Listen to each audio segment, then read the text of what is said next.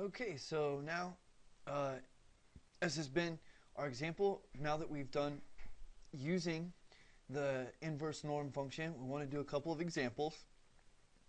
And so I want to start off with this example. And if you're in my Statway class, it's number 4. If not, you just follow along, okay? We are going to do 4 steps again. Step 1, make the sketch. That's going to always be what we do. Step 2 is a little bit different. We're going to find the z-score using the inverse norm. So it's a little different from our other step when we're calculating what the z-scores are. Step 3 involves solving for x in the z formula. And I told you, if you're not really big on the algebra, remember the score is going to be equal to the z-score that you find from the inverse norm times the standard deviation of the problem plus the mean value. And this is the already solved for, so you don't have to solve for it. So just remember this, and then you don't have to solve for x. All right, and then of course number 4 is state the conclusion. And again, the conclusion is going to have the area or the percentage probability that we're looking for, the trait that we're interested in, and the values that we're going to get from right here. Okay, so it's going to be very similar in look. All right, so here we go. Try these. Here's our first example. What score would you need to make on the SAT math score to be in the top 10% of scores? So you want to make a fresh sketch of the SAT math score distribution. Right, and so this is what we've been using all along. So there's my straight line, right? Here's my normal curve. Hopefully it's better than what I've been doing. See, I seem to get one side right and the other side is looking all skewed, but just pretend like it's normal, all right? And now we're going to cut through the center, and I'm going to put my mean in the center. Remember, that's 514, all right? And then we're going to go over here, and 514 plus the standard deviation of 113 that they told us a long time ago. It's going to be 627. I have 627. And then, of course, to that, I want to add...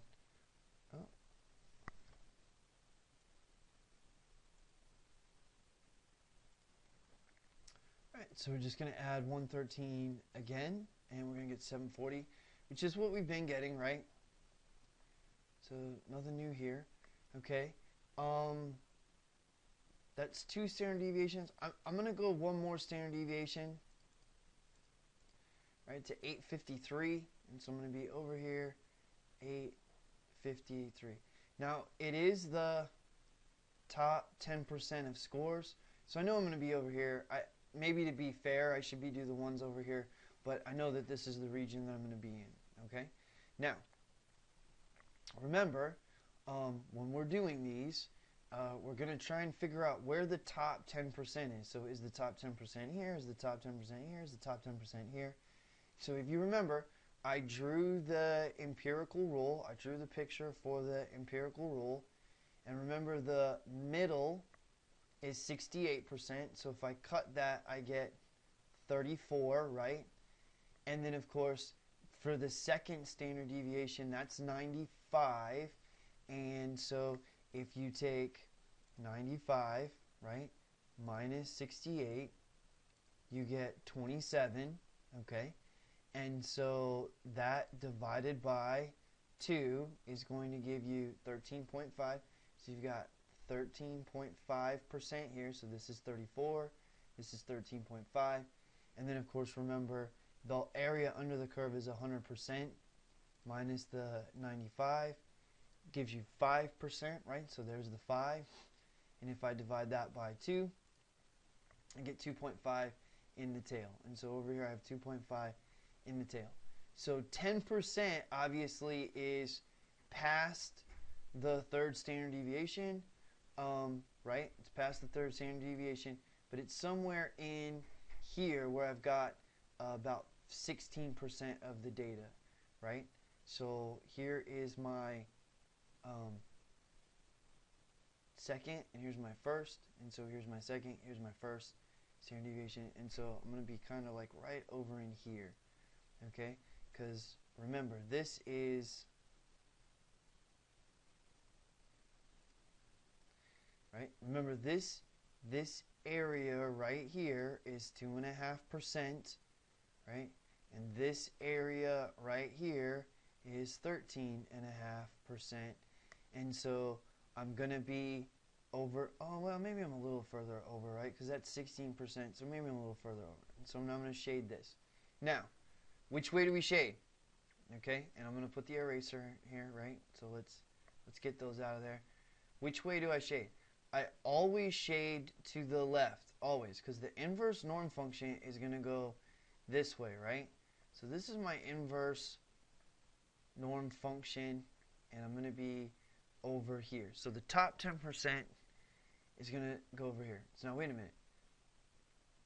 Wait, this right here is 10%. Well, if this right here is 10%, then this shaded part, the part that I want for the inverse norm, right? Well, this has got to be 90%. So the z-score that I'm looking for down here in the calculations, the z-score I am looking for is the 90% or the 0.9, okay, in the inverse function. All right, so that's what I'm going to do. I'm going to come over here in the second vars, right? Go to my inverse norm 3. The area I want is 0.9. Again, the mean is 0, right, because we're in z-score terms, and the z-score here is 0. Oh, I didn't change colors. The z-score here is 0. Remember, the standard deviations are 1, right? And I'm looking for the z-score that corresponds to this line right here.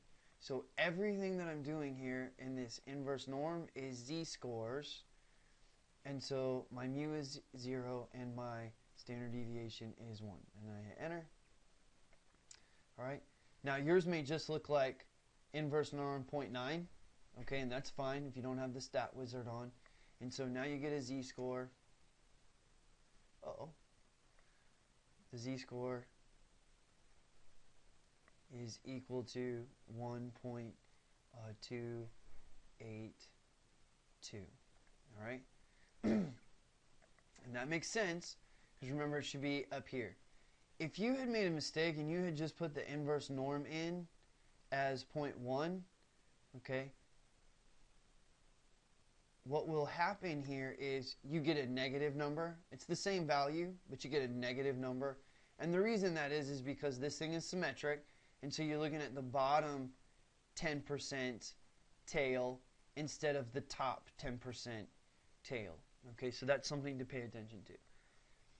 Now we're just going to plug this into our formula. The score, the value that corresponds to, remember, is the z-score times the standard deviation plus mu. The z-score here is 1.282. The standard deviation is 113. And mu is 514. And so I just go over here and I put 1.282 in times 113 plus 514 into the calculator, all straight, one shot, and I'm going to get 658 .87.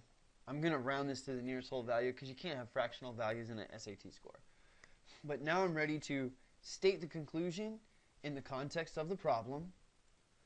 Right? And so if I'm going to state the context, right, I'm going to go up and look at my model sentence. So I'm scrolling. And here it is. We conclude that 25% of the SAT math scores are below a score of 438, right? So that's what we're looking at.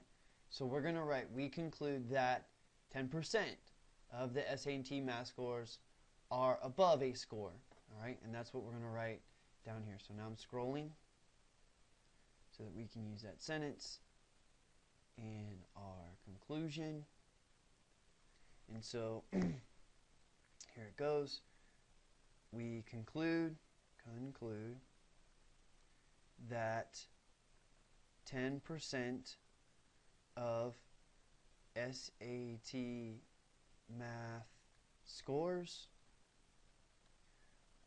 are above 658. And again, I'm just going to that nearest value because 659 would certainly be inside this 10%. All right? And so there it is. And so there's the area, there's the trait, and there is the value, and that makes us happy. All right? So that concludes this example, and I hope that you do really well on all of your statistics in the future.